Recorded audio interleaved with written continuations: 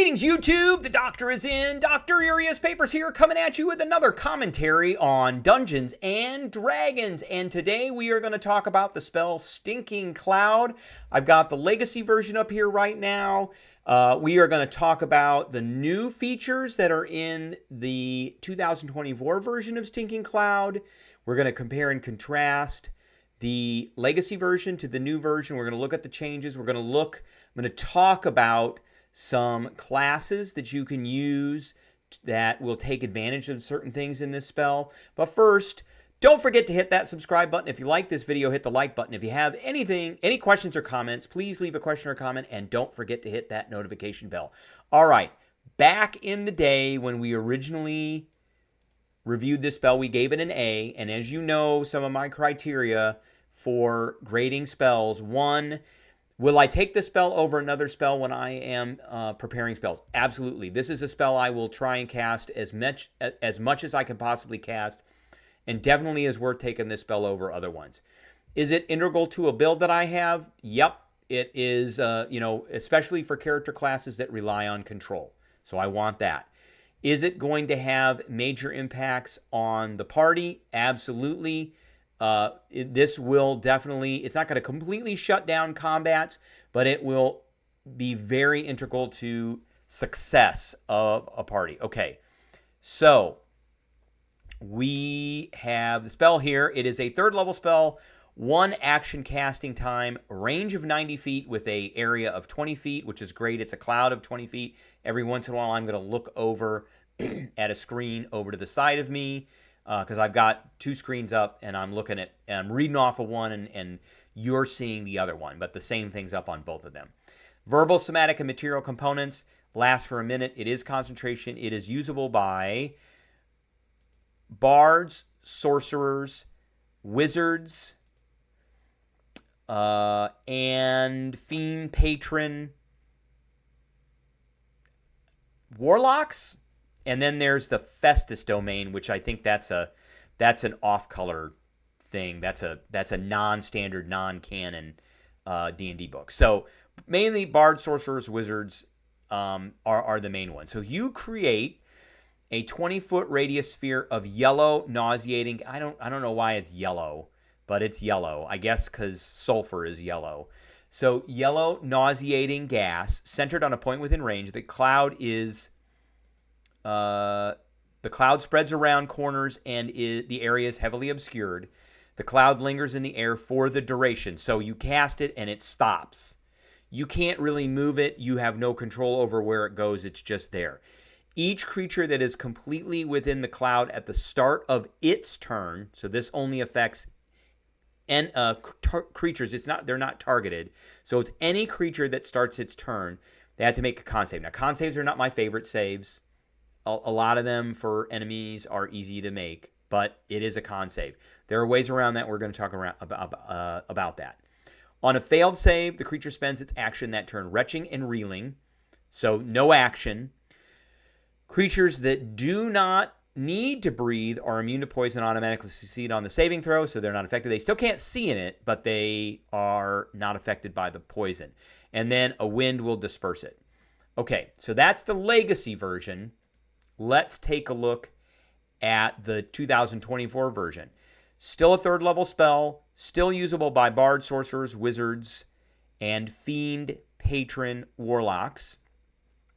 Still 1 action to cast it, still the same range, still the same components, still lasts for a minute with concentration, still conjuration, if that means anything. Now, you create a 20-foot radius sphere, so they have all these new area of effect mechanics of yellow nauseating gas centered on a point within range.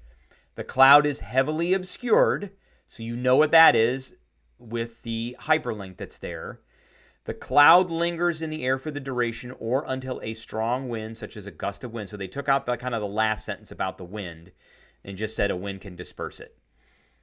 So here's where it starts to veer off from the Legacy version. Each creature that starts its turn in the sphere must succeed on a Constitution saving throw or have the poison condition until the end of the current turn.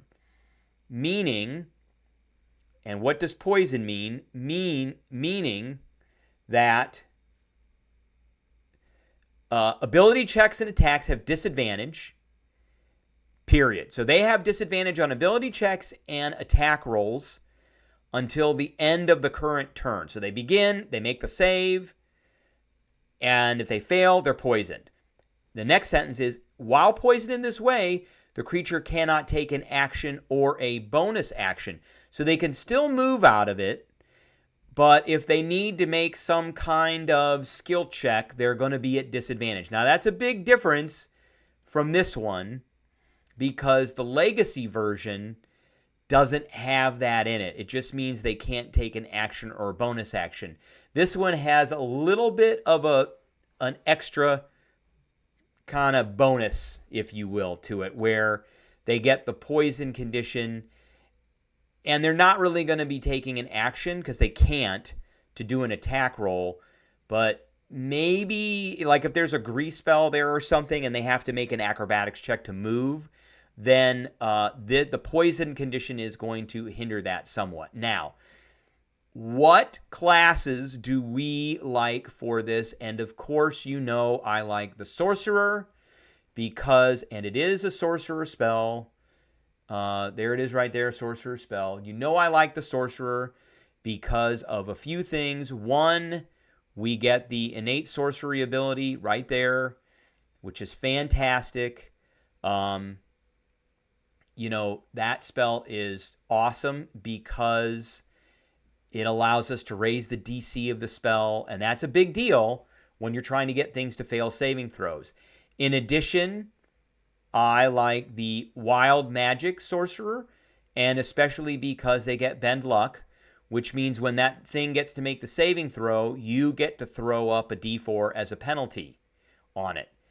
Also, as you know, I like the College of Eloquence Bard because of unsettling words. So, as a bonus action on your turn, sometime when you cast the spell or after you cast the spell or before, you can give them a penalty on the saving throw, and then they're going to take a penalty on the saving throw when they start in it. Now, the other thing about the sorcerer that I forgot to mention as well is the metamagics, particularly this one right here, Heightened Spell. That's a biggie. So now, for 2 sorcery points, you give one target disadvantage on its saving throw and disadvantage on all saves against the spell, no matter what. And because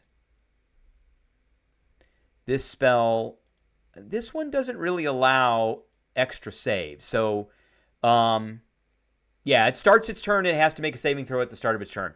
So you can give it disadvantage on one creature disadvantage on this with Heightened Spell. So all in all, we're going to keep this at an A. This is not really going to change. It's going to stay at an A. The little poison effect doesn't give it enough of a bump for me to make it an A+. Like an A+ would be something that really shuts down combat. But it's still an A. It still hinders combat a lot, and everybody can gang up on things that are running out of the cloud. So, all right, that is what I have for everybody today. I appreciate everybody tuning in, and I will catch everybody